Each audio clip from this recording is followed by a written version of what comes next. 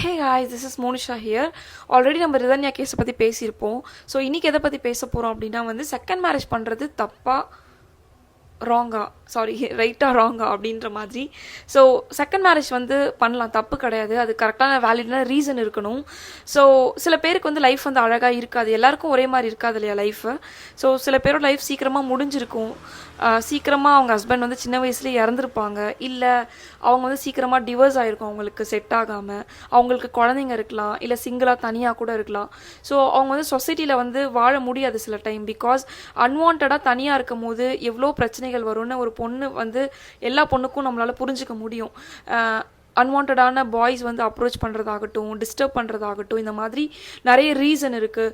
So அவங்க safe and செக்யூர்டாக இல்லாமல் தனியாக ஃபீல் பண்ணுவாங்க, லோன்லியாக, இந்த மாதிரி நிறைய விஷயம் இருக்குது. ஸோ அந்த டைமில் மேரேஜ் பண்ணுறது தப்பே கிடையாது. உங்களோட ரீசன் வேலிடாக இருக்கும் போது செகண்ட் மேரேஜ்ன்றது தப்பு கிடையாது. ஸோ செகண்ட் மேரேஜ் பண்ணுறது எப்போ தப்பாகுது அப்படின்னா ஆல்ரெடி அழகான இருக்க ஒரு ஃபேமிலியை பிரித்து நம்ம செல்ஃபிஷ்காக மேரேஜ் பண்ணுறதாகட்டும், நான் தனியாக இருக்கேன்னு சொல்லிட்டு அழகான ஆல்ரெடி இருக்க ஃபேமிலியை பிரித்து, குழந்தைங்களாம் இருக்கும், அழகாக இருக்கும் அந்த ஃபேமிலியை அஃபேரில் இருந்து பிரித்து அந்த மாதிரி மேரேஜ் பண்ணுறது ரொம்ப ரொம்ப கேவலமான ஒரு விஷயம். அதே மாதிரி ஒரு பொண்ணு ஆல்ரெடி மேரேஜாக இருக்க பொண்ணு மேலே ஆசைப்படுறதாகட்டும், ஒரு பையன் ஆல்ரெடி மேரேஜில் இருக்க பையன் மேலே ஆசைப்படுறதாகட்டும், இதெல்லாம் தான் ரொம்ப கேவலமான விஷயம். ஸோ ஒவ்வொருத்தரோட சுச்சுவேஷன் ஒவ்வொருத்தருக்கு தான் தெரியும். ஸோ அவங்கவுங்க என்னென்ன கோ த்ரூ பண்ணுறாங்கன்னு அவங்களுக்கு தான் தெரியும். ஸோ அதனால் நம்ம தனியாக இருந்தால் இந்த சொசைட்டி இன்னொரு மேரேஜ் பண்ணும்போது என்ன நினைக்கும், யார் என்ன நினைப்பாங்க, அதெல்லாம் எதுவுமே யோசிக்க வேணாம். உங்களுக்கு என்ன வேணும்னு உங்களுக்கு தான் தெரியும்.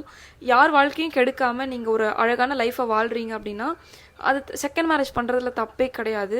யாருக்கும் நீங்கள் எந்த கெடுதலும் பண்ணாமல் உங்கள் லைஃப்பில் நீங்கள் அழகாக வாழ்ந்துட்டு போகலாம், யாரை பற்றி யோசிக்க வேணாம். அதுவும் சில பேர் சிங்கிளாக சிங்கிள் பேரண்ட்டாக இருப்பாங்க இல்லையா, அதெல்லாம் ரொம்ப ரொம்ப கஷ்டமான விஷயம்.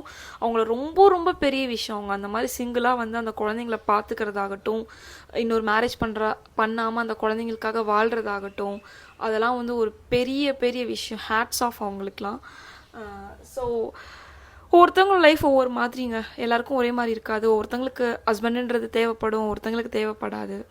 So it's depending on their life, their choice. Okay, so யாரையும் ஜட்ஜ் பண்ணாமல் அவங்க லைஃப் அவங்கள வாழ விடுங்க. ஓகே, யா, பாய்.